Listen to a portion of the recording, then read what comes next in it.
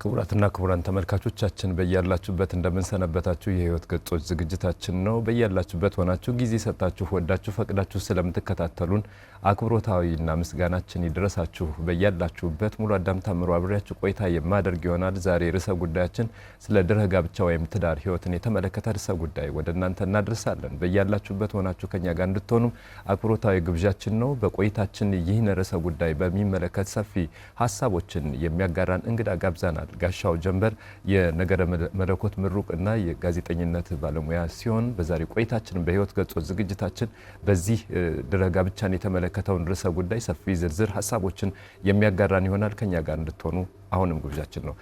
ጋሻው ባለፈው ሳምንት በነበረን ቆይታ ቅድመ ጋብቻን ዛሬ ድህረ ጋብቻን እናወራለን። ቅድመ ጋብቻን በሚመለከት ሰፊ ሀሳቦችን ተመልካቾቻችን ያስታውሱታል፣ አጋርተናል። በጣም እናመሰግናለን። ዛሬ ደግሞ ስለ ድህረ ጋብቻ ወይም ሰው ጋብቻ ከመሰረተ በኋላ በትዳር ህይወት ውስጥ ያለውን ነገር በህይወት በእያንዳንዳችን መንገድ ውስጥ ምን አይነት እይታ ይኖረዋል፣ ምን አይነት አስተዋጽኦ ይኖረዋል የሚለውን ዝርዝር ሀሳቦች ነውና የምታጋራን። ዛሬም ተገኝተህ እንዲህ አይነቱን ሀሳብ ለማጋራት ፈቅደህ ከኛ ጋር ስለሆንክ እጅግ ከልብ እናመሰግናለን። እኔም እጅግ አድርጌ ነው የማመሰግነው። ርዕሰ ጉዳዩ ጊዜ የማይሰጥ ወቅታዊ መሆኑ ብቻ ሳይሆን ጊዜም የማይሰጥ ህመም ላይ ያለም ተቋም ስለሆነ ምናልባት የህመሙን መጠነኛ ሕክምና አብረን በጋራ ከጮህንለት መፍትሄ እናገኝ ይሆናል ብዬ ነው። ጋሻው እንግዲህ አንተን ሲያስታውሱ ተመልካቾቻችን የግዕዝ ፕሮግራምን ነው የሚያስታውሱት ብዬ አስባለሁ። እንደ ምልክት ይቆጥሩሃል። አሚኮ ከሚያስተላልፋቸው በብዙ ቋንቋ ከሚተላለፉ ዝግጅቶች መካከል አንዱ የግዕዝ ቋንቋ በግዕዝ የሚቀርብ ነውና እንዲያው ባለፈውም ጋብዣ በግዕዝ ተነግረህናል። ዛሬም ራሱ ድህረ ጋብቻና ጋብቻን የሚመለከተው ርዕሰ ጉዳያችን ነው የሚለውን በግዕዝ ብትነግረን በጣም ነው ደስ የሚለኝ። ጥሩ ነው። መቅደመ ኩሉ ነገር ሰናይ ርዕሰ ጉዳይ ሞንቶ በዝንቱ መርሃ ግብር ንትዋናይ ወናንስ በእንተ ስብሳብ እምድህረ ክብካብ አው እምድህረ ስብሳብ ምን ታለው ምን ይረከበነ በዝንቱ ስብሳብ ዘይብል መርሃ ግብር ዘይብል ርዕሰ ጉዳያት ነገራት ናነስ ወንትዋናይ እብል ተናገር። አሁን ደግሞ ተርጉምልን። ከጋብቻ ተጋባን በኋላ ጎጆ ከተቀለሰ በኋላ ያለው የትዳር ህይወት ምንድነው? ምን ሊገጥመን ይችላል? ምንስ ነው መፍትሄው ልናመጣለት የምንችለው? ምን ሊገጥሙን ይችላሉ የሚሉ ጉዳዮችና ከነመፍትሄዎቻቸው ጋር እናወጋለን፣ እንጫወታለን። በጣም ጋብቻን የሚመለከተው ትዳር የሚመለከተው ነገር ወግም አለው በውስጡ የህይወት ያንዳንዱ በጣም ወግ ያለበት ነው።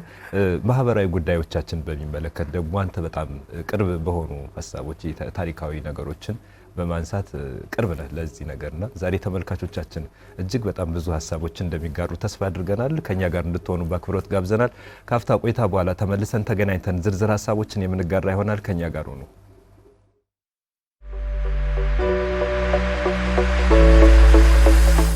የህይወት ገጾች በስነ ልቦናና አእምሮ ጤና ባለሙያዎች የተዘጋጀ ወደ እናንተ የሚደርስ ሳምንታዊ ቴሌቪዥን ፕሮግራም በስነ ልቦና አእምሮ ጤናና ማህበራዊ ጉዳዮች ላይ ባተኮሩ ዝግጅቶቹ ከእናንተ ጋር ይቆያል። ከፍተኛ ልምድ ያካበቱ ምሁራን ሙያዊ ትንታኔ የሚሰጡበትና ልምዳቸውን የሚያካፍሉበት የህይወት ገጾች ምርትና አገልግሎቱን በማስተዋወቅ በአጋርነት ከኛ ጋር ይስሩ። በፕሮግራማችን ታተርፋላችሁ። ከኛ ጋር ስለሆናችሁ እናመሰግናለን። የህይወት ገጾች ቅዳሜ ከረፋዱ 4 ሰዓት እስከ 5 ሰዓት በቀጥታ ስርጭት፣ በድጋሚ ሐሙስ ከቀኑ 11 ሰዓት እስከ 12 ሰዓት ወደ እናንተ ይደርሳል። የሻምቦ ብሮድካስቲንግ እና ሚዲያ ፕሮዳክሽን ከአማራ ሚዲያ ኮርፖሬሽን ጋር በመተባበር የህይወት ገጾች ተመልሰን ተገናኝተናል። ክቡራትና ክቡራን ተመልካቾቻችን የህይወት ገጾች ዝግጅታችን ወደ እናንተ እየደረሰ ይገኛል። ሙሉ አዳም ታምሩ አብሬያችሁ ቆይታ የማደርግ ይሆናል። ድህረ ጋብቻ ዛሬ ርዕሰ ጉዳያችን ነው። ከኛ ጋር እንድትሆኑ ብዙ ቁም ነገር እንድትጋሩ ግብዣችን ነው። ከኛ ጋር ሁኑ። ጋሻው ባለፈው ስናነሳ እንደነበረው ስለ ቅድመ ጋብቻ በጣም ዝርዝር ሀሳቦችን የእጮኝነትና ከእጮኝነት ጋር የተገናኙ ከፍለጋ ጋር የተገናኙ ነገሮችን ህይወትን፣ ትዳርን ከመፈለግ ጋር የተገናኙ ዝርዝር ነገሮችን አውርተናል። ዛሬ ደግሞ ጋብቻውን ከተመሰረተ በኋላ ያለውና በትዳር ውስጥ ስንኖር ያለውን ህይወት ነው የምናየው። በመሰረታዊነት በተለይም ስለ ሰው ልጅ ዋና የህይወት ዓላማ ስናይ ትልቁ ዓላማ የሚመሰረትበት የሚያድገውን ትዳር ጋር የተገናኘው ነው። ልዩ የሚያደርገውም ይሄን ነው። ሰው ስርዓት ህግን መሰረት አድርጎ የሚኖርበት ራሱን የሚያስከብርበት በዓለም ውስጥ ደግሞ ትርጉም ያለው ህይወትን እንዲኖረው የሚያደርገውም አንዱ ትዳር ነው ወይም ጋብቻ ስለሆነ በጋብቻ ደግሞ ጋብቻ መመስረት ብቻ ሳይሆን ማሳደግ የሚጠይቅ ተቋም ስለሆነ ትዳር ራሱ ምንድን ነው? ምን ማለታችን ነው? ስለ ትዳር ስናወራ ወግ ስትል ነበር ቅድም። ከአሁን በፊት በነበረን የህይወት ገጾች ቆይታ ላይ አቶ ትእዛዙ ካሳ የተባሉ የትዳር ወግ መጽሐፍ ጸሐፊ በውስጡ በጣም ብዙ የትዳር ወጎችን አንስተዋል። መጽሐፋቸውም ለተመልካቾች ቢያነቡት በጣም ይጠቀሙበታል እና የትዳር ወግ ይሉታል ርዕሱን ራሱ። አንዱ ካንዱ የተለያዩ ሀሳቦች ሊኖሩ ይችላሉ። መንገዱ ተመሳሳይ ነው፣ ግን ይሄ የምንሄድበት ነገር ክህሎታችን፣ እይታችን፣ አረዳዳችን ምናምን በጣም በብዙ ፐርስፔክቲቭ የሚታይ ነው። የፍልስፍና የራሱ ሀሳብ ይኖረዋል። በሳይንስ ዓለም ውስጥ ትዳር የሚሰጠው የራሱ ትርጉም አለ። ያፈነገጠ ሳይሆን በጎ ነገር ሆኖም እናያለን። በሃይማኖት አስተምሮ መሰረት ትዳር የሚታይበት እይታ አለ። ጋብቻ የሚታይበት የሚተረጎምበት መንገድ ይኖራልና ስለ ትዳር ስናወራ ግን እንዲያው ምን ማለታችን ነው? እውነት ነው። ትዳር ባለፈው የቅድመ ላይ እንዳየነው ጋብቻ አንዲት አካል ከሌላኛው አካል ጋር በሁለት ሰዎች መካከል በጾታቸው ሴትና ወንድ የሆኑ አካላት የሚመሰሩት ነው ብለናል እና ትዳር ስንልም ደግሞ ፈቃደኝነትን መሰረት ያደረገ በሁለት ሰዎች መካከል የሚደረግ የጋራ ዓላማ ያላቸው፣ የጋራ ርዕይ ያላቸው፣ የጋራ መዳረሻ ተልዕኮ ያላቸው ሰዎች የሚያደርጉት ስሜታዊም አካላዊም ውህደት የሚፈጥሩበት ነው። የጋራ ዓላማ ያላቸው አልነው። ባለፈው ዓላማ እንዳየነው የጋብቻ መሰረታዊ ዓላማ 3 በዋናነት አይተን ነበር። ሌሎች በዚህ ውስጥ የሚካተቱ ብዙ በርካታ ጉዳዮች እናገኛለን። ከነዚህ ውስጥ ግን ሰው የሚያገባው ለምንድን ነው ካልን ሊድን ነው፣ እንዲድን ነው። ለመዳን አንዱ የመዳኛ መንገዱ ጋብቻ ስለሆነ ማለት ነው። ስለዚህ ትዳር የመዳኛ መንገድ መሆኑ የተረዱ ሰዎች፣ አንድነትን ለመፍጠር የሚሄዱበትን ርቀት የተገነዘቡ የተረዱ ሰዎች፣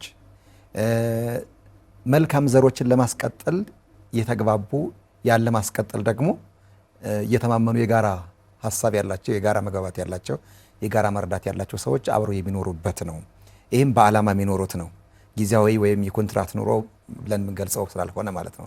በቋሚነት ከገቡ መውጣት ካገኙም ማጣት የሌለበት ዓለም ነው ትዳር ማለት። ስለዚህ ትዳር ልንለው የምንችለው ምንድነው? የጋራ ዓላማ ያላቸው፣ ለጋራ በአንድነት በፍቅረኝነት የተመሰረተ የሆነ የውጫዊ ጣልቃ ገብነት የሌለው ግን ውስጣዊነቱን ያለው እንቁላል ከውስጥ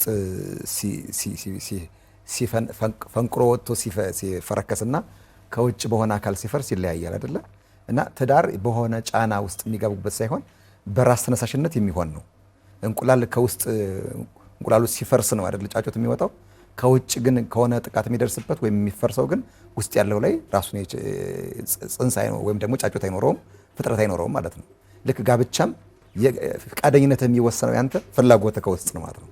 ውስጣዊ ፍላጎት ያለ መሆኑ የሚታወቅበት ህይወት የሚኖረውም ነፍስ የሚኖረውም እሱ ሲሆን ነው፣ ከውስጥ ሲፈነዳ ነው። ከውስጥ ሲኖር ነው። ለምሳሌ የሁለት ተጋቢዎች ሲግባቡ ውስጣዊ የጋራ መግባባት የሚኖራቸው የልብ ሲሆን ነው። ልብ ለልብ ነው የሚናበቡት። እነዛ ነው የስሜትም የብስለትም የአካላዊ ውህደት የሚገጥሙት ሁለቶቹ። በዛ በ3 ጉልቻ ባልናቸው ባለፈው ማለት ነው። በእምነት በተስፋ በፍቅር 3 ጉልቻ ከተዋህዶ በኋላ በሁለቱ ውስጥ ሲኖሩ የሚፈጥሩት ያ ውስጣዊ የሆነ መገናኘት፣ ስሜታዊ የሆነ ብስለት ያለበት፣ ከዛ ደግሞ አካላዊ ደግሞ ውህደት የሚኖርበት ያን የተረዱ ሰዎች የሚኖሩት ህይወት ትዳር ብለን ልንገልጸው እንችላለን ባጭሩ ማለት ነው። በጣም ጋሻው ስታነሳ ምንድነው የእንቁላልን ነገር አነሳው። እንቁላል ለብዙ ነገር የሚጠቅም ነው። ከውስጥ ሰብሮ በሚወጣበት ጊዜ ከውስጥ ወደ ውጭ በሚወጣበት ጊዜና ከውጭ ወደ ውስጥ ሲሰበር ከውስጥ ሲሆን ከውስጥ ሰብሮ ሲወጣ ህይወትን ነው ይዞ የሚወጣው። ከውጭ ቢመታ ግን ያው መጥፋትን፣ መሞትን፣ መበላሸትን መቦነን የሚባለው አይደል እንደዚህ አይነት ነገር ሊሆን ይችላልና ትዳር እንደተባለው ይሄ ሰዎች ለመኖር የሚያደርጉት ስምምነት ነው። ለመኖር የሚለው በጣም ትኩረት ይሰጣል። ለመኖር ነው። ኑሮ የተባለ ህይወት የተባለ ጉዞ የተባለ መሸጋገሪያ ወደ ከአንድ ምዕራፍ ወደ ሌላ ምዕራፍ የሚሸጋገርበት አንተስት እንደነበረው ለድህነት በሚያበቃ እያልክ ነበርና በእያንዳንዱ በእምነትም አስተምሮ ውስጥ በምናይበት ጊዜ ትዳር ዓላማ ያለው ነገር ነው። በረከት ያለው ነው። እንዲያውም በእያንዳንዱ ተመልካቾቻችንም ያስተውሉታል። ልጅን ከወለድኩ በኋላ ይሄን አገኘው፣ ትዳር ከመሰረትኩ በኋላ እንዲሆንኩኝ ብለው ራሳቸውን በአዎንታዊነት ሲገልጹ ሰዎች እንሰማለን።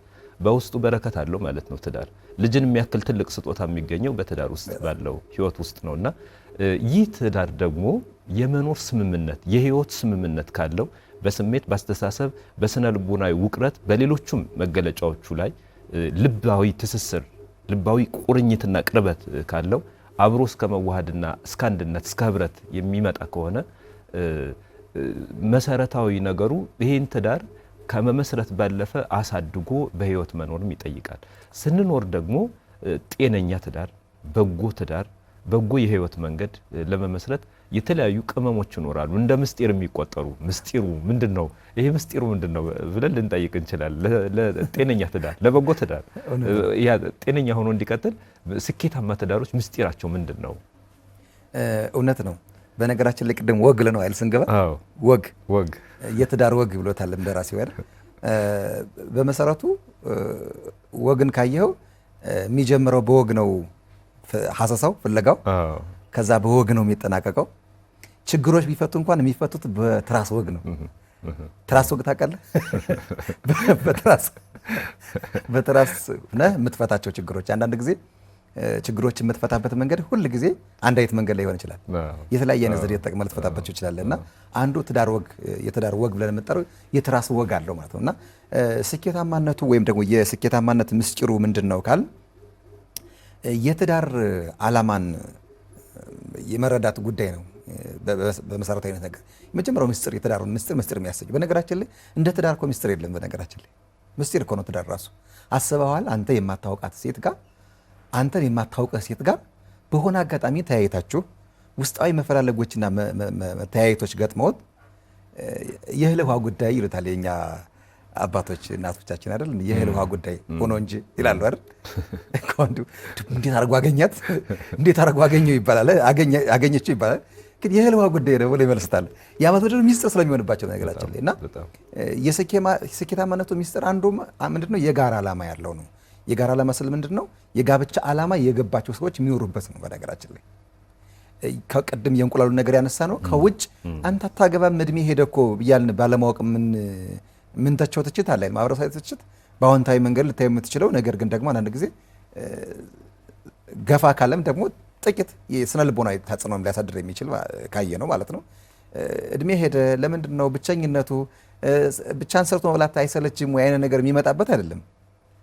ለዛ ዓላማ ብሎ የሚያገባ ከሆነ የጋብቻን ዓላማ አልተረዳውም ማለት ነው። እና ስለዚህ የጋብቻ ዓላማ የገባው ሰው መሆንም ሲችል ነው የጋብቻ ምስጢር ዘላቂነት እንዲኖር የሚያደርገው አንዱ ማለት ነው። ሌላ ምንድነው?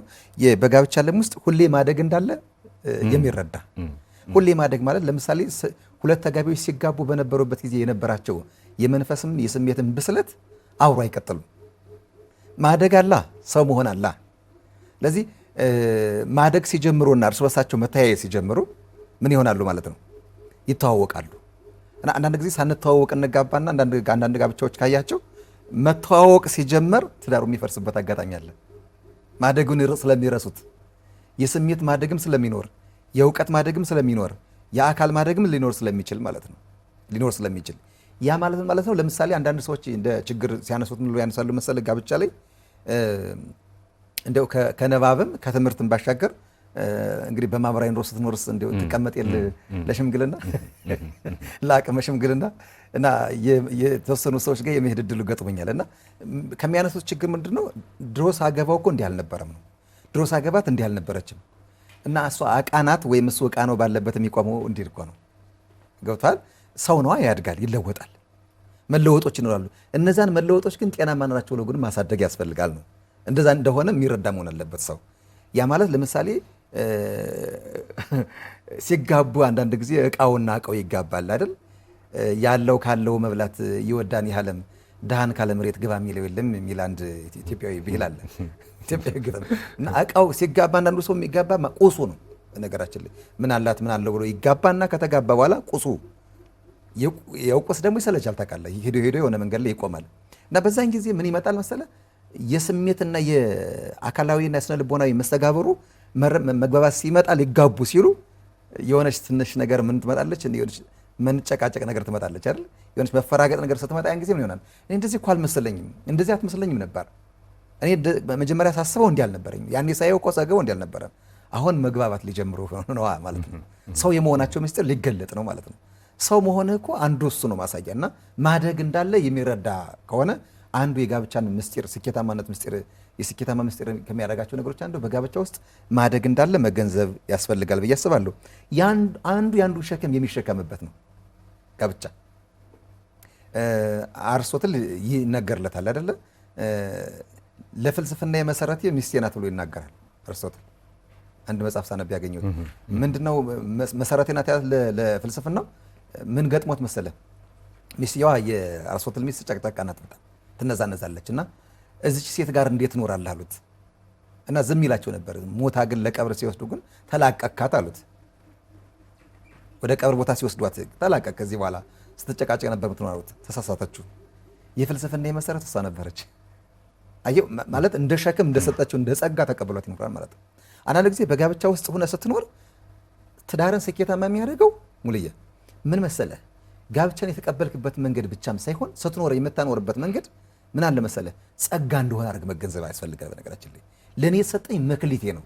ከአንተ ከአካል ክፍልህ አንዱ አካልህ ከጣቶች ለምሳሌ አንዷ ጣትህ የሆነ ጉዳት ይደርስባት እና ግን ምን የምታደርጋት ታማለች፣ ታማሚ ናት። የበለጠ እንክብካቤ የምታደርግላት ወይስ ደግሞ ቆርጠህ ትጥላታለህ? አካል ስለሆነች አትቆርጣትም። ስለዚህ እንደ ሸክም ትሸከማታለህ። በጸጋ ነው ግን የምትሸከማት። አንተ ልክ አንተ ያልሆነውን ነገር ጫማ ተሸክመን እኛ ተሸክመን እንዞር የለ እንዴ? ውበትም ለአደጋ ጊዜ መከላከያ ይሆናል ብለን እኮ ነው ተሸክመን የምንዞር እንጂ እኮ የኛ አካል አይደለም አይደል?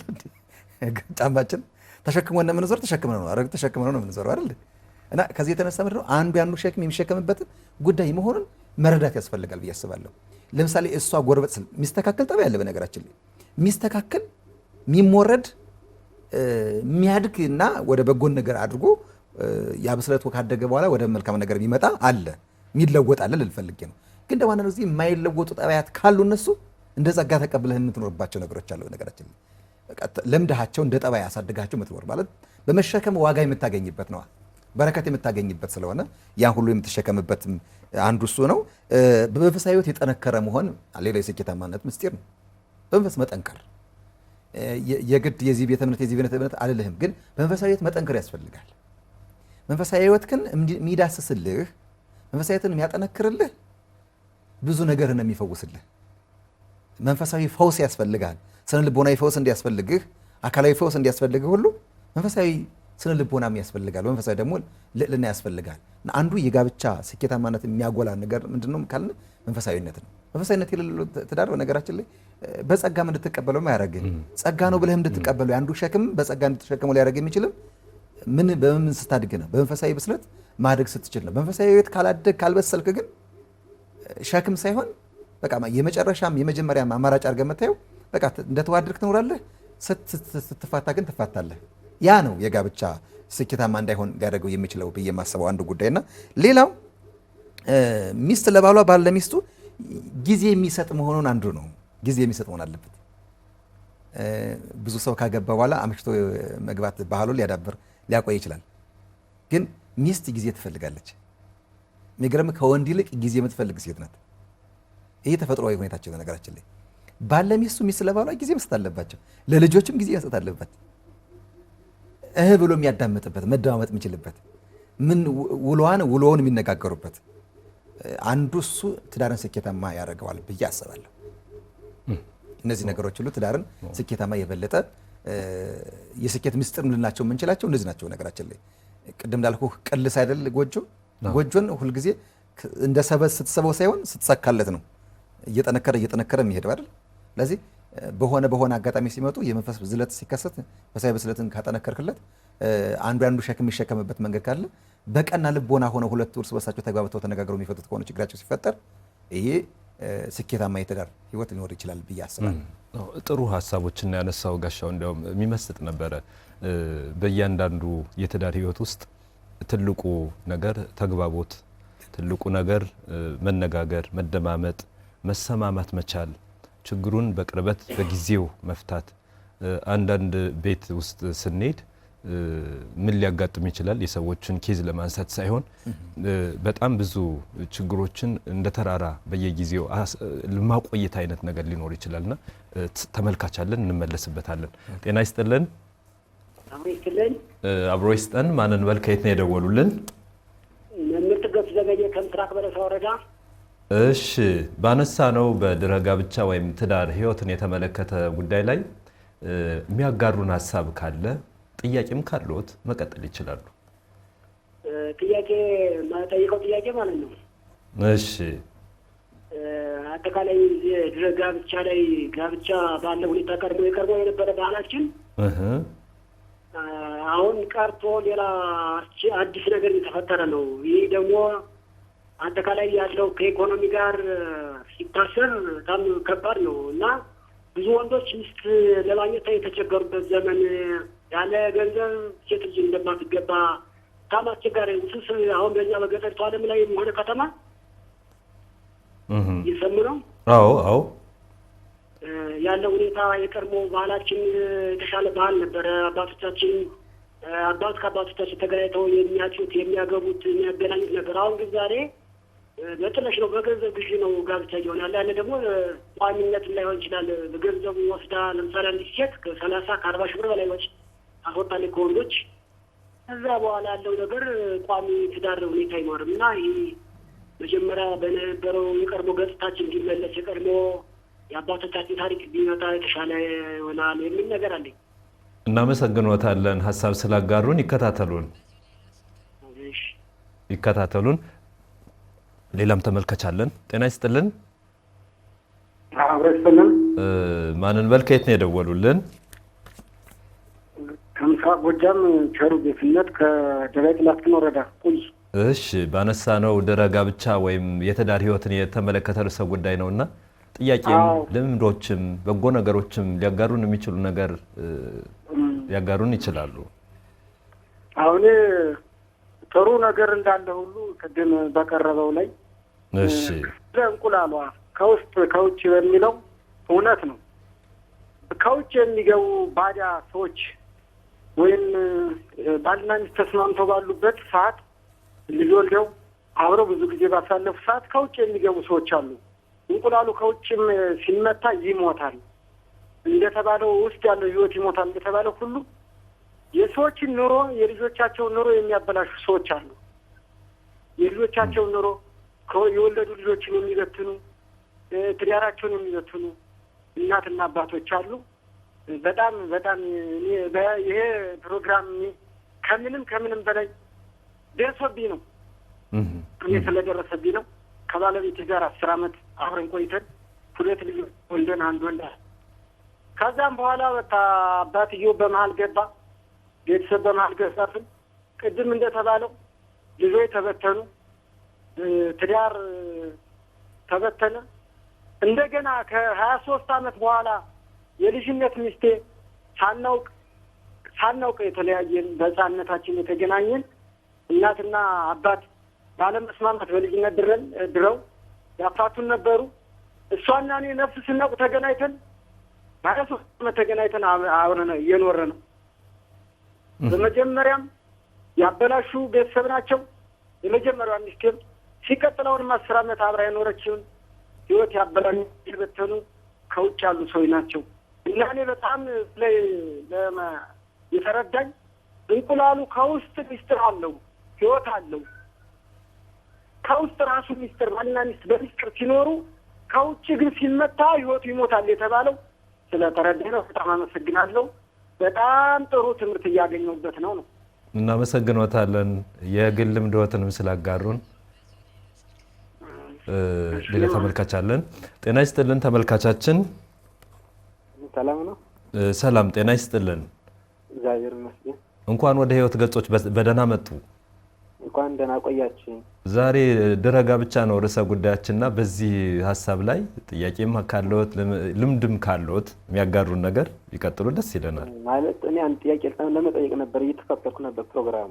እሺ ይሄን ጥያቄ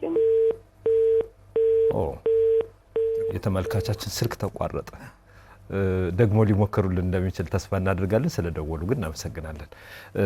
ጋሻው ስናነሳ እንደነበረ በተለይም ይህ በጋብቻ ጊዜ ችግሮችን በየጊዜው አጠራቅሞ የተራራ ቁልል እስኪመስሉ ድረስ ከመተው ይልቅ በየጊዜው ወዲያው ከስር ፋታ ሳይሰጣቸው ቅድም እንደተባለው ተመልካቾቻችን ያነሱት እንደነበር ሌላ ሶስተኛ አራተኛ ጣልቃ ገብነት ሳይኖረው ገና ከመጀመሪያውኑ እያንዳንዱ ስሜት ንግግርም ሊሆን ይችላል፣ ድርጊትም ሊሆን ይችላል የሚፈጥሩ ክፍተት የሚያመጡ ነገሮችን ማረም ትልቁ ነገር ነው።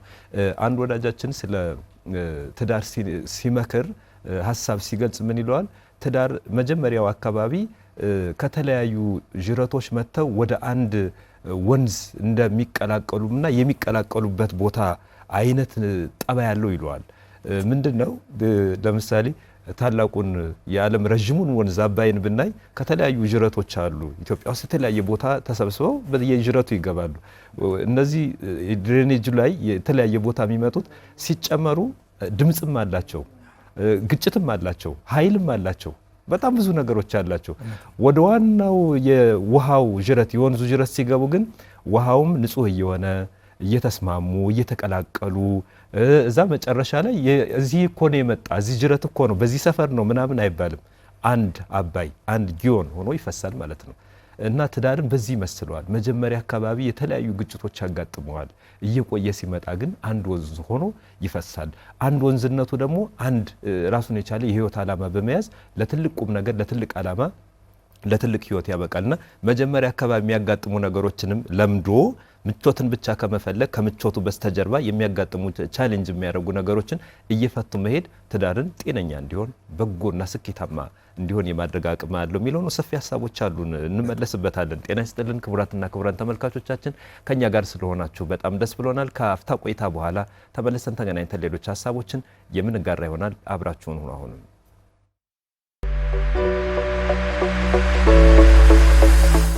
የህይወት ገጾች በስነ ልቦናና አእምሮ ጤና ባለሙያዎች የተዘጋጀ ወደ እናንተ የሚደርስ ሳምንታዊ ቴሌቪዥን ፕሮግራም በስነ ልቦና አእምሮ ጤናና ማህበራዊ ጉዳዮች ላይ ባተኮሩ ዝግጅቶቹ ከእናንተ ጋር ይቆያል። ከፍተኛ ልምድ ያካበቱ ምሁራን ሙያዊ ትንታኔ የሚሰጡበትና ልምዳቸውን የሚያካፍሉበት የህይወት ገጾች ምርትና አገልግሎቱን በማስተዋወቅ በአጋርነት ከኛ ጋር ይስሩ። በፕሮግራማችን ታተርፋላችሁ። ከኛ ጋር ስለሆናችሁ እናመሰግናለን።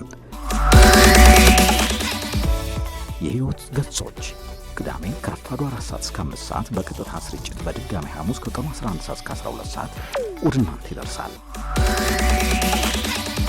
የሻምቦ ብሮድካስቲንግ እና ሚዲያ ፕሮዳክሽን ከአማራ ሚዲያ ኮርፖሬሽን ጋር በመተባበር የህይወት ገጾች ተመልሰን ተገናኝተናል። ክቡራትና ክቡራን ተመልካቾቻችን የህይወት ገጾች ዝግጅታችን ነው ወደ እናንተ እየደረሰ የሚገኘው። ድህረ ጋብቻ ወይም የትዳር ህይወትን የተመለከተ ርዕሰ ጉዳይ ዛሬ ደግሞ እናንተ እየተጋራችሁ ትገኛላችሁ። ሀሳቦችን፣ አስተያየቶችን እንደ ጥያቄ የምታነሷቸው እንደ ግል ተሞክሮም ልምድም ያላችሁን ነገር ለመጋራት ደግሞ የስልክ መስመራችን መጠቀም ይቻላል። በቆይታችን ሰፊ ሀሳብ እያጋራን የሚገኝ እንግዳችን ጋሻው ጀንበር አብሮን አለ። ከኛ ጋር እንድትሆኑ አሁንም ግብዣችን ነው።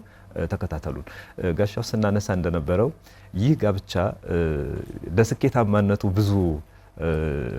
ብዙ ነገር ያስፈልገዋል። ብዙ ቅመሞች አሉበት። እነዛ ቅመሞች ናቸው ጣዕሙን ጣፋጭ እንዲሆን ወይም ደግሞ በአንዳንዱ በኩል ደግሞ የመረረም እንዲሆን ሊያደርገው ይችላል፣ አይታወቅም። ተመልካች አለን፣ እንመለሳለን። ጤና ይስጥልን ተመልካቻችን። ሰላም ነው። ደህና ነን። ስለ ድህረ ጋብቻ እያወራን ነውና ሀሳብ አስተያየት ካለዎት የሚያጋሩን ነገር መቀጠል ይችላሉ።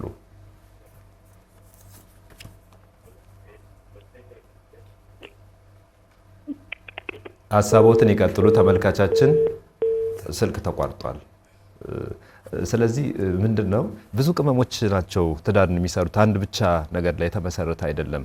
ይህ ጋብቻ በአግባቡ ሲመሰረት ስኬታማ ሲሆን ደግሞ ብዙ ጥቅሞች አሉት።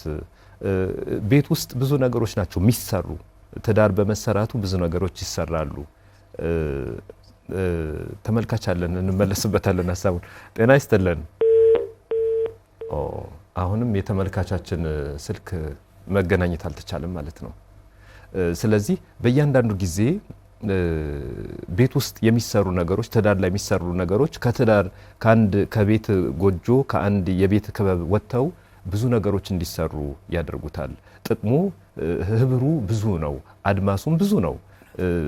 ዓለምን ስናይ መጀመሪያ የምናየው ወደ ቤተሰብ ነው፣ ወደ ግለሰቡ ህይወትና በትዳር ደግሞ ስለ ትዳሩ ህይወት በትዳር የሚመሩትን ሰዎች ነው። ስለዚህ በሀገር በማህበረሰብ በኩል የትዳር ሚናው እስከምን ድረስ ነው? ወሰን እንድናበጅለት ሳይሆን አይኖቻችን ገልጠን ልባችን ከፍተን ህሊናችን አቅንተን እንዲያው የተወሰነውን ነገር ለማየት እንጂ የትዳር ወሰኑ እስከዚህ ነው ብለን አንፈርጅም። ግን እንዲያው ማህበረሰብ ውስጥ ሀገርን በመስራት ትውልድን በማነጽ በኩል ይሄ ኢቲካሊ የሆነ ዲሲፕሊን የሆነ ቅድም ስታነሳቸው የነበሩ ነገሮች ሁሉ ዞረው ትዳር ውስጥ ይመጣሉ። ዛሬ ያደጉ ልጆች ነገም ትዳር ይመጣሉ። ሳይክል እያደረገ መሄድ ነው እና እስከምን ድረስ ነው ሚናው? ሚናው በጣም መሰረት ነው። መሰረት የመሆን ጉዳይ ነው። በነገራችን ላይ መሰረት የመሆን ጉዳይ ነው። ለሀገር የሚኖረው ሚና ጋብቻ ወይም ትዳር ቀላል ብለህ የምትለው አይደለም። ቅድም ውሃ ብለኸዋል እኮ። ውሃዊ ጠባይ ስለሆነ ከማንኛውም ጋር ይዋሃዳል። የሚገርም ሙሌ ውሃ ከማንኛውም ግሉልም እንበለው አካል ጋር የሚዋሃድ ውሃ ነው። ለየትኛውም አይነት ለምግብ መስሪያም ለገላ መታጠቢያም በለው ውሃ የማይጠቅምበት ነገር የለም። ውሃዊ ጠባይ መኖር ማለት ትዳር ነው። በነገራችን በውሃ ዓለም ውስጥ መኖር ማለት ነው። ውሃ እንግዲህ ጣዕም የለውም ቀለም የለውም ብለን እናገረታለን እንጂ ጣዕምና ቀለም አለው። ከዚህ በላይ ጣዕምና ቀለም ከውሃነት በላይ ምን ጣዕምና ቀለም ሊገኝለት ይችላል? ውሃ እኮ ራሱ ውሃ ነው። አየው፣ ወተት ስትጠጣ ይሰለችሃል፣ ውሃ ግን አይሰለችም። ውሃ አይሰለችም። ታመህም እኮ ከምትፈወስበት በውሃ ነው። መሰረቱ መኖሪያ ራሱ ውሃ ነው። የሰውነት አብዛኛው ፐርሰንት ነዋሪነት እኮ ውሃ ነው እና ጋብቻም ውሃ ነው። ቅድም ያልከው ብዙ ነገራችን ስለሆነ ነው፣ ከውሃ ጋር የተገናኘ ተፈጥሮ ስላለን ነው። እና ውሃዊ ባህሪው ካየለን ችግሩ የሚሆነው እንጂ መሰረት ነው ለሀገር። መሰረትነቱ በምን ልክ ነው ካል ደግሞ በስነ ምግባርም ካየው በሃይማኖትም ካየው ለእነዚህ ሁሉ ነገሮች ሁሉ መሰረት ናቸው። እኛ ሀገር ላይ እኮ አሁን እኛ ሀገር ላይ ብቻ አይደለም በዓለም ዘንድ በነገራችን ላይ 3 አካላት እኮ ታመውብን አሁን እኮ ለቅሶ ላይ ያለን 3 አካላት ታመውብን። እነዚህ 3 አካላት አንደኛው ትዳር ነው የታመመብን፣ የህመሙ መጠን ደግሞ በጣም ከፍተኛ ነው። ሁለተኛው ደግሞ መንግስት ነው። መንግስት ታሞብን ልናዋልድ መከራችን ነው ያለን። ማዋለድ አይደለም ማሳመም አቅቶን ማለት ነው። እንዲወለድ እየጣርን ማለት ነው። ያው መንግስት ስልህ እንዲያው ይሄ የሆነ በሆነ ፓርቲ የመጣ መንግስት አድርገን እንዳታስበው መሪነት ብለህ ማለት ነው። መንግስት ብሎ መሪነት ነው። ሶስተኛው የታመመብን የሃይማኖት መሪ ምንለው ማለት ነው። ሃይማኖት እነዚህ 3 አካላት ሞተውብን አሁን ለቅሶ ላይ ያለን። የሚገርም ገና እንኳን እንዲያው ምናልባት ለመታየት ጥሩ ሆነ እንድንታይ ብለን ካልሆነ በቀር እኮ የህመማችን መጠን ጠንቶብን፣ በተለይ ደግሞ የጋብቻው መጠን ጠንቶብን ችግር ውስጥ ነው ያለነው። ለዛ ነው አገር ተንዶ መሰረት አልባነቱን ታሪክ አልባነቱን አንዱ አንዱን ሲከሰው አንዱ አንዱን የምታየው መሰረትነቱን ስለምንረሳው ነው። ለሀገር መሰረቱ ጋብቻው ነው። አይተ ከሆነ የእኛ ሀገር ተቋማት ቋሚ ነገር የሌለን እስኪመስል ድረስ የምታየው የሆነ ነገር በተቀያየረ ቁጥር አብሮ የሚቆይ የተቋማቻችን ችግር ሰውን የሚገነባው ቅርንጫፉ ላይ ስለሆነ ነው። መሰረትነቱን ይረሳዋል ፈልጌ ነው። ለምሳሌ ሰውን የሚገነባው ሰውን የሚያንጸው ምን ሆነ ካልከኝ ቅርንጫፉ ላይ ነው። ለምሳሌ የአንድ ተቋም ሰራተኞች ስልጠና ይሰጣቸዋል፣ ትምህርት ይሰጣቸዋል፣ የትምህርት ዕድል ይሰጣቸዋል፣ የተለያየ የአቅም ማጎልበቻ ስልጠና ምናምን ይሰጣል አይደል? ግን ለውጥ አለ መስሪያ ቤት እንደዛ ተሰጥቶ አንጻራዊ በሆነ መንገድ መጠነኛ ለውጥ ሊኖር ይችላል። ግን ለውጡ ምን አይደለም ማለት ነው። አካዳሚካል ወይም ደግሞ ይሄ ፍጹማዊ የሆነ ለውጥ አይመጣም። ግን ለምን መሰለ? መሰረቱ ላይ ስላልተሰራ ማለት ነው። በትምህርቱ መሰረቱ የለም፣ በትምህርት ዓለም ውስጥ በድፋ ሀሳቡ ላይ የለም። በቃ ባለ ዝም ብለህ በለመድከው ኮሌጅ እኮ ግራጁዌት የምታደርግበት ኮሌጅ አለ እንዴ? በትዳር ዓለም ውስጥ የለም እኮ። ያ ስለሌለ ነው መሰረቱ ነው እንረሳዋለን ያልኩህ። እና መሰረት ነው ማለት ነው። ማያ መነጽር ነው። ሃይማኖትን የምታይበትም መንግስታዊነትን መሪነትንም ጭምር የምታይበትም መሰረቱ ጋብቻ ስለሆነ ነው። ሀገር እንደ ሀገር እንድትቀጥል ከተፈለገ ትዳሩ ላይ መስራት ያለበት። አንተ ለምሳሌ አሁን አስተማሪ ነህ፣ ታስተምራለህ አይደል? አሁን አንተ ከወላጆች ጋር ነው የምትሰራው፣ ከልጆች ጋር ነው። አንተ የምትሰራው ወላጆች ያፈርሱ ታያለህ። አንዳንዴ ደግሞ ወላጆች የሚሰሩትን ደግሞ ትምህርት ቤት ያፈርሰዋል። ተባብሮ ከሰሩት ግን ያለ ሊበስል ይችላል፣ ጥሩ ልጅ ሊበስል ይችላል፣ ጥሩ ትውልድ ሊፈራ ይችላል። ግን የለም አሁን እኮ ወላጅ እድሜ ለአሊስ ቤሊስ እውነት አሊስ ቤሊስ ተሳክቶላት ስራዋን ሰርታ እንግሊዛዊ አሊስ ቤሊስ በ19ኛው ክፍለ ዘመን የነበረች ክፉ ተንኮለኛ ሴት ናት። በክፉ ጋብቻ ተጸንሳ በክፉ ጋብቻ የተወለደች በክፉ ጋብቻ ኖራ በክፉ ጋብቻ ላይ ዘርዘታ ፕሬት የሄደችው ማለት ነው። አሁን ላይ ያለው ነገር በነገራችን ላይ መፋታትን እንደ ጊዜያዊ እንዲሆን ኮንትራት እንዲሆን ጋብቻ ልጆች ነጽ ልቅ የሆነ ህይወት እንዲኖሩ እንዲፈቀድ በተባበሩት መንግስታት ድርጅት ላይ እንዲፈቀድ ያደረገች በጣም የተሳካላት ሴት ነገራችን ላይ በተንኮል የተሳካላት ማለት ነው። እና ጋብቻ መሰረት ነው። የሀገር መሪዎች የሚፈሩበት ነው ነገራችን ላይ። የሀገር መሪ ቅድም አንተ ያልከው ሀገርን ሊመራ የሚችል የሚመጣው አካል የሚመጣው ከትዳር ነው፣ የሚመዘዘው ከትዳር ነው። የሃይማኖትን በለው ከትዳር ነው የሚመሰረተው። ጥሩ እንመጣለን። ተመልካቻለን ጤና ይስጥልን። አብሮ ይስጥልን። ጤና ይስጥልን ተመልካቻችን። አብሮ ይስጥልን። አይሰማም? ይሰማናል። አሁን ስለ ድህረ ጋብቻ እያወራን ነውና ሀሳቦትን መቀጠል ይችላሉ። እሺ፣ አመሰግናለሁ። ፕሮግራሙን እየተከታተልኩት ነበርና አሁን እሺ፣ ስለ ጋብቻ በጣም ወሳኝ የግንዛቤ ፈጠራ ነው እየተሰጠ ያለው።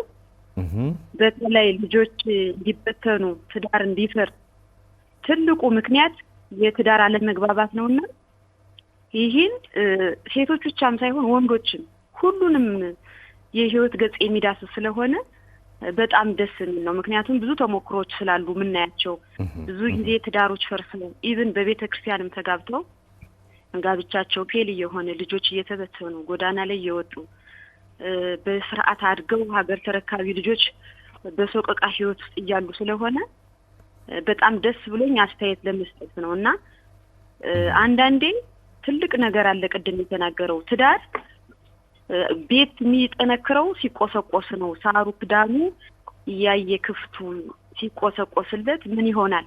ጠንካራ ቤት ይሆናል። ሊፈርስ አይችልም፣ ሊያፈስ አይችልም። ላይክ ህይወትም ትዳርም ምን ያስፈልገዋል ማለት ነው? መተጋገዝ፣ መደማመጥ፣ መናበብ ያስፈልጋል። ይሄ ካልሆነ ብዙ ጊዜ ካለመደማመጥ፣ ካለመረዳዳት ሶስተኛ ወገን ይገባበትና የሶስተኛ ወገኑ ደግሞ ቅድም ተመልካች ሲሰጡ የነበሩ አስተያየቶች ነበሩ። ሶስተኛ ወገን ገብቶ ኢቭን ከ23 ዓመት በፊት ታሪክ ሁሉ ትዳር እስኪፈርስ ድረስ ማለት ነው። እና እነዚህ አይነት ነገሮች በሰፊው በቋሚ በተለይ ትዳር ላይ በቋሚ ግንዛቤ ፈጠረው ላይ ቢሄድ መልካም ነው ብዬ ነው ይህን እንድል ያስገደደኝና ሀሳብ እንድሰጥ እንትን ያለኝ አንዲት እህት ነበረች ሲስተር ማለት ነው።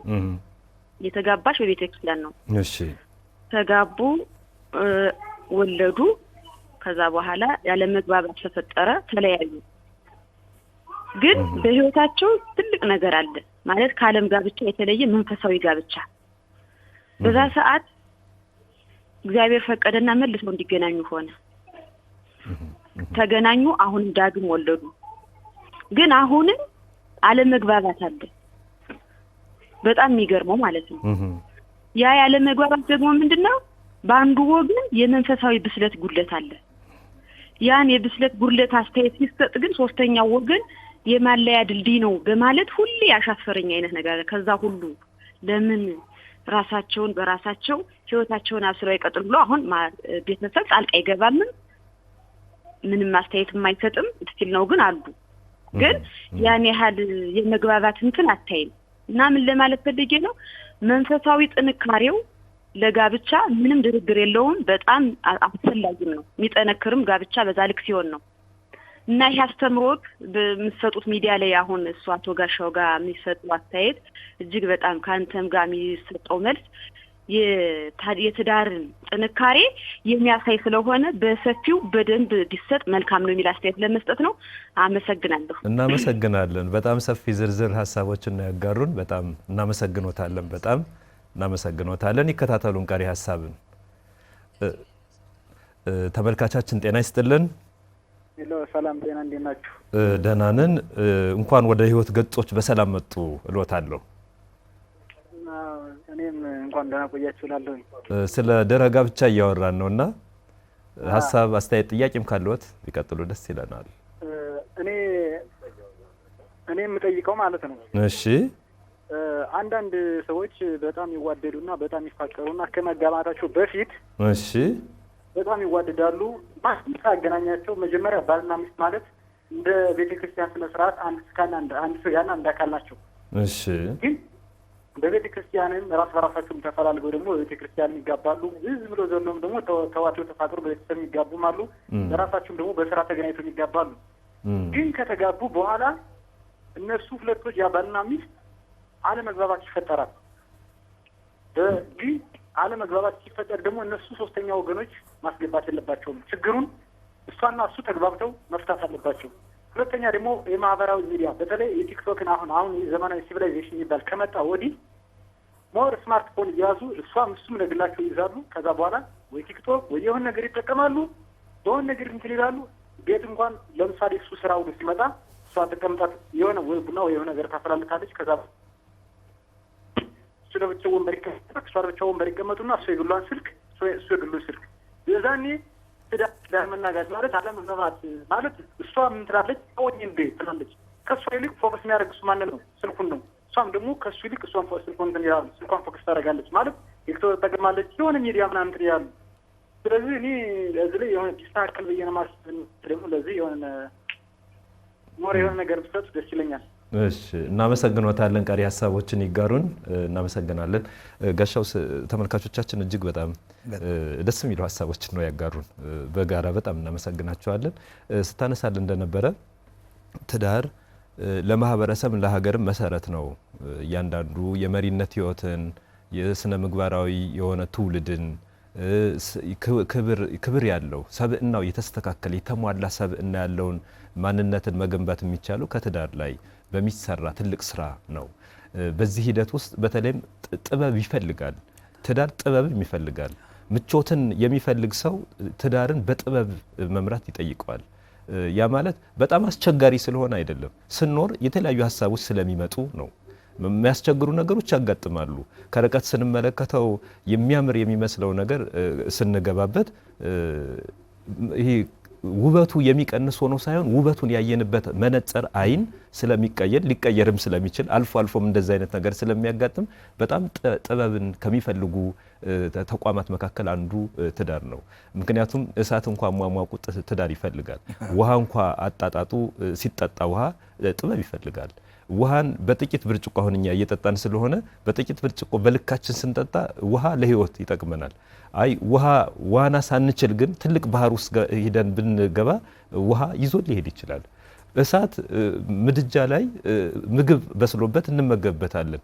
እሳትን ከምድጃ ውጭ ባለው በእጅ ጨብጠዋለሁ ብንል ግን ሊያቃጥለን አካላችንም ሊጎዳብን ይችላል። በዚህም እያንዳንዱ ነገር አጠቃቀማችንና አካሄዳችን ጥንቃቄ የሚፈልግ ይልቁንም እውቀትና ጥበብ የታገዘበት እውቀት ወደ ጥበብ የሚያመራ ስለሆነ እንዲህ አይነት ነገሮች አስፈላጊ ናቸው።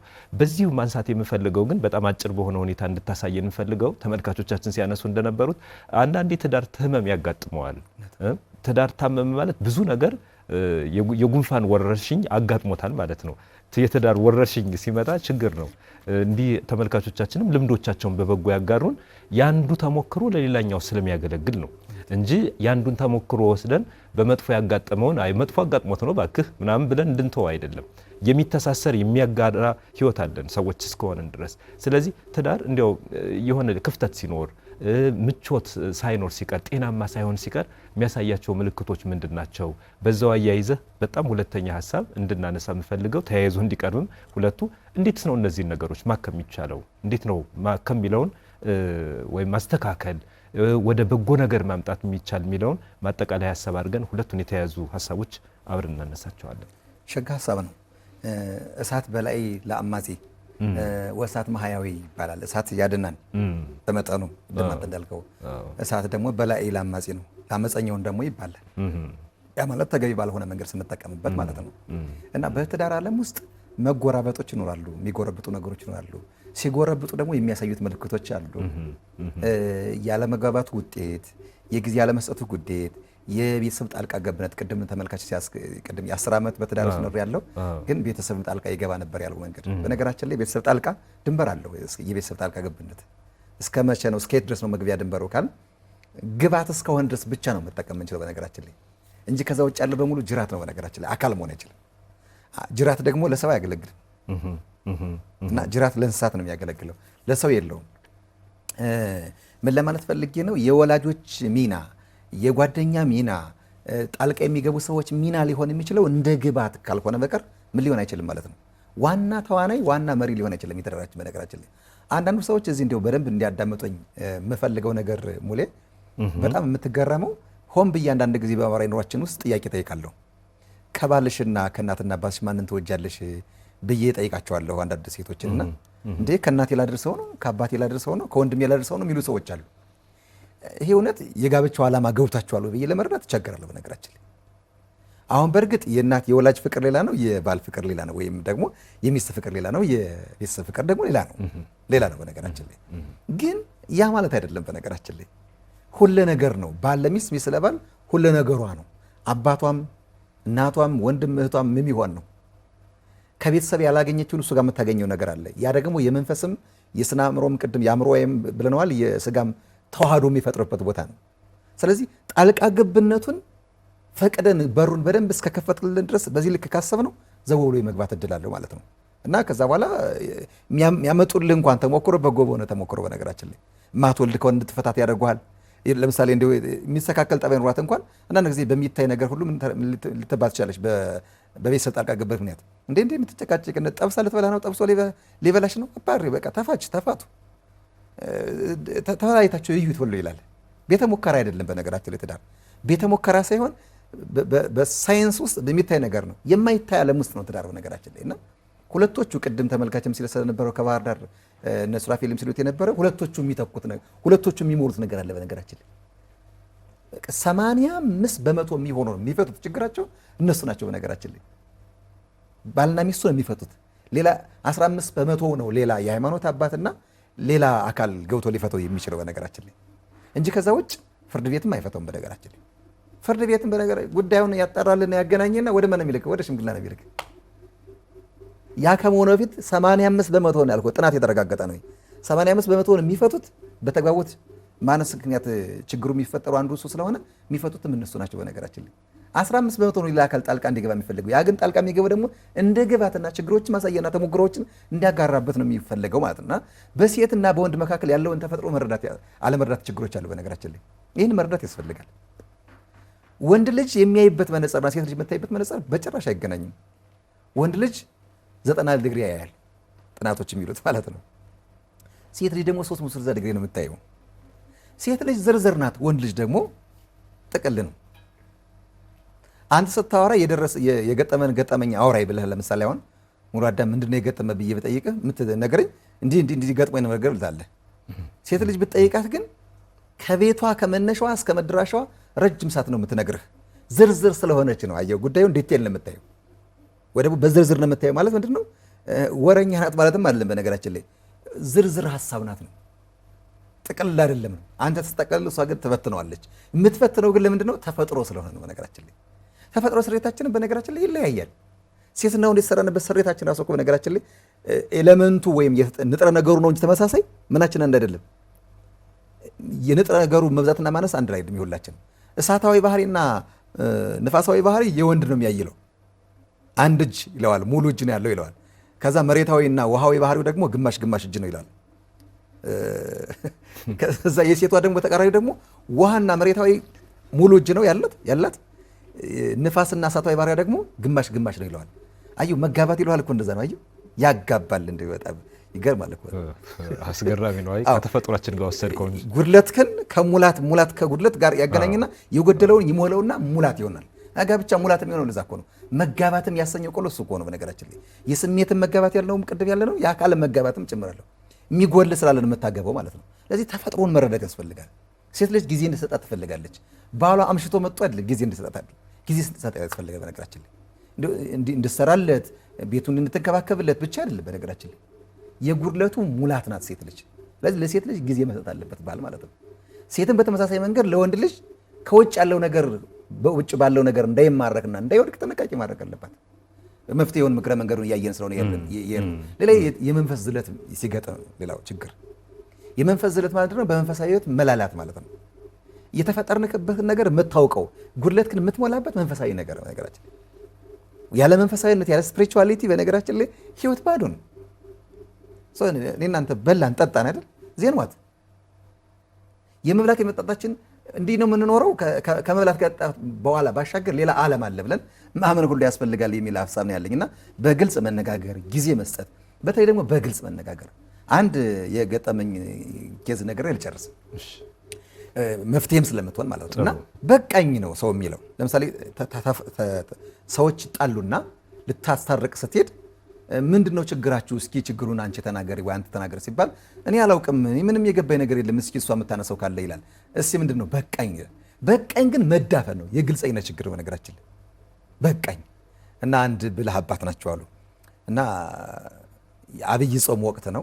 በክርስትና አስተምሮ ደግሞ በጾም ጊዜ ሩካቤ አይፈቀድም እና ይሄ በእርግጥ መንፈሳዊ ብስለትም ይጠይቃል። በነገራችን ላይ ዝም ብሎ የተዘጋም ብቻ ሳይሆን መንፈሳዊ ብስለት እድገት የሚጠይቅ ነውና እኔ አባት በአብይ ጾም ወቅት ላይ ሚስትየዋ እየመጣች ያፋቱኝ ትላለች። በቃ መኖር ሰልችቶኛል፣ በቃኝ እሱ ጋር ያፋቱኝ ትላቸዋለች መምህረ ንስሐዋን። ባልየው ደግሞ ምንም ነገር የሚያውቀው ነገር የለም እና እኔ ብልህ አባት ናቸውና ባልየውን ያስጠሩታል። ምን ነው ያስጠሩትና ምን ሆናቸው ችግራችሁ ምንድነው ነው ስጠይቀው፣ አባቴ ምን ችግር ገጠመን? እንዲያፋቱኝ እያለች እኮ ይኸው 3-4 ጊዜ ነው ስትመላለስ ባለቤት። አረ ሰይጣን ጆሮ ይደፈን፣ የማውቀው ነገር የለኝም አባቴ። እርግጠኛ ነው ምንም አትነጋገሩም? አጨቃጫችሁ አታውቁም? እንዲህ ጠብ ነገር ተፈጥሮ ያውቃል? አረ በጭራሽ አባቴ፣ ሰላም ነን፣ ይሄው ጾሙ ተባርኮልን ሰላም ነው እየጾምን ያለ ነው። አይመስለኝም ልጄ፣ አንድ ጥያቄ ልጠይቅ አሉት። አብራችሁ ትተኛላችሁ አለው። ሩካቤ ታደርጋላችሁ ማለት ነው አይደል? አብራችሁ ትተኛላችሁ ሲለው እንዲህ አባቴ ይተው እንጂ ጾም አይደል አለው። አይ ግድ የለም ልጅ፣ አሁን ላዝን፣ ዛሬ አብራችሁ ተኙ፣ በሶስተኛው ቀን እመጣለሁ እና የተፈጠረውን ችግር ለመፍታት እመጣለሁና አሁን ዛሬ ግን አዝዣለሁ። በብዙ ማሳመን እሺ ብሎ ሄደ። በሶስተኛው ቀን በፈቀደለት በሶስተኛው ቀን ሄዱ እና ከታዛ ሆነው ሳይገቡ ቤት ውስጥ ወለት አሏት። አቤት ያው አፋቱኝ ብለሽ አይደል? ያው መጥቻለሁ፣ በይ የሚሆነውን ዕቃ ውጭና ኑ ላፋታችሁ ነው የመጣሁት ይላቸዋል። ብልህ ስለሆኑ ነው፣ ሊያፋቱ መጣው አይደለም።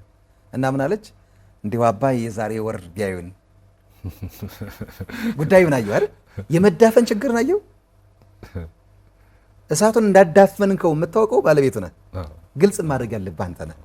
እና በተቻለ መጠን ብዬ የማስበው ነው ሁሉ ጊዜ የተዳፈነውን እሳት ግልጽ አድርጎ መሞቅ ያስፈልጋል። በጋራ በባል ሚስት መካከል ምንም የምትደባበቀው ነገር መኖር የለበት። በነገራችን ላይ በግልጽ አውርተው አፈንድተው ነው መሆን ያለበትና ከዛ የመጨረሻ ደግሞ መንፈሳዊ ሕይወትን ማሳደግ ይገባል የሚል ምክር ሀሳብ በጣም ትልቅ ሀሳብ ነው ያነሳልን። በጣም ተመልካቾቻችን ቁም ነገሮችን ነው የተጋሩን፣ ቁም ነገርም ነው ያወሩን። ይሄ ስለ ትዳር ስናወራ መሰረቱም ግድግዳውም ጣሪያውም ፍቅር፣ መተማመን፣ ተስፋ፣ መነጋገር፣ ጊዜ መስጠት እና ያላ የህይወትን ዓላማ ተረድቶ መኖር እነዚህ የሚያጸኑት ነው። በሌላ መልኩ አንድ መጽሐፍ ሳነብ ምን ይላል? ከትዳር ውስጥ ልጆችም አብረው አሉ። ባል ራስ ነው፣ ሚስት አካል ናት፣ ልጆች አንገት ናቸው ይላቸዋል። ስለዚህ እነዚህ ሁሉ ተያይዘው ግን አንድ ሙሉ አካል ናቸው፣ የተለያዩ አይደሉም። አንድ ሙሉ አካል በትዳር ውስጥ የሚፈለገው አንድነቱ፣ ህብረቱ፣ መተሳሰቡ፣ መረዳዳቱ የህይወትን ዓላማ በተገቢው መልኩ ማስኬዱ ስለሆነ በእያንዳንዱ ትዳር ሶስቱ ጉልቻ ሲዋሃዱ አንድ ራሱን የቻለ ቤት ትዳር የተባለውን ህይወት የተባለውን ነገር ይሰጣል። በእያንዳንዱ ትዳር በበጎ ነገር በመምራት ችግሮችንም በመፍታት የተሻለን ህይወት ማሳደግ ከእያንዳንዱ የትዳር አጋሮች ከእያንዳንዱ የትዳር ሰዎች የሚጠበቅ ነው። እንዲህ ስናወራ ወንዱ ነው ችግር ሴቱ ነው ችግር በሚል አይደለም። ያ በየቤቱ ራሱን ችግሩን ማየት ይቻላል። ግን ትዳር ውስጥ ይሄ የሚያጋጥም ስለሆነ በእያንዳንዱ ነገር ላይ ትኩረት ሰጥቶ በአግባቡነቱ መጓዝ የህይወትን ጣዕም፣ የህይወትን ፍሬ፣ የህይወትን ዓላማ፣ የህይወትን ስንቅ ሁሉ የተሻለ ያድርገዋል፣ ከፍም ያድርገዋል። ብዙ ነገር መሰረቱ የጸና እንዲሆን ያስችላል። ሰፊ ሀሳብ ነው ጋሻው ያጋራሃን፣ እጅግ ከልብ እናመሰግናለን። እኔም አመሰግናለሁ ሙሉዬ። እኛም እናመሰግናለን። ስለ ትዳር ብዙ ነገሮችን ነው ያጋራሃን። ተመልካቾቻችንም ቁም ነገር እንደተረዱ ተስፋ እናደርጋለን። በጣም ከልብ እናመሰግናለን። ክቡራትና ክቡራን ተመልካቾቻችን በያላችሁበት የህይወት ገጾች ዝግጅታችን ነው ወደ እናንተ እየደረሰ በስልክ መስመሮችም እየገባችሁ እጅግ በጣም ብዙ ሀሳቦችን አጋርታችሁናል። ከልብ እናመሰግናችኋለን። ስለተከታተላችሁንም ምስጋናችን ከፍ ያለ ነው። ጋሻው ጀንበር የነገረ መለኮት ምሩቅና ጋዜጠኛ ሰፊ ሀሳቦችን አጋርቶናል። ሙሉ አዳም ታምሩ አብሬያችሁ ቆይታ አድርጌያለሁ። የካሜራ ባለሙያዎች፣ የስርጭት ባልደረቦች፣ ዳይሬክተራችን በዚህ ሁኔታ ዝግጅታችን ወደ እናንተ አድርሰዋል። ጊዜ ሰጥታችሁ ወዳችሁና ፈቅዳችሁ ስለተከታተላችሁን ስለተሳተፋችሁ ከልብ እናመሰግናችኋለን። ጤና ይስጥልን።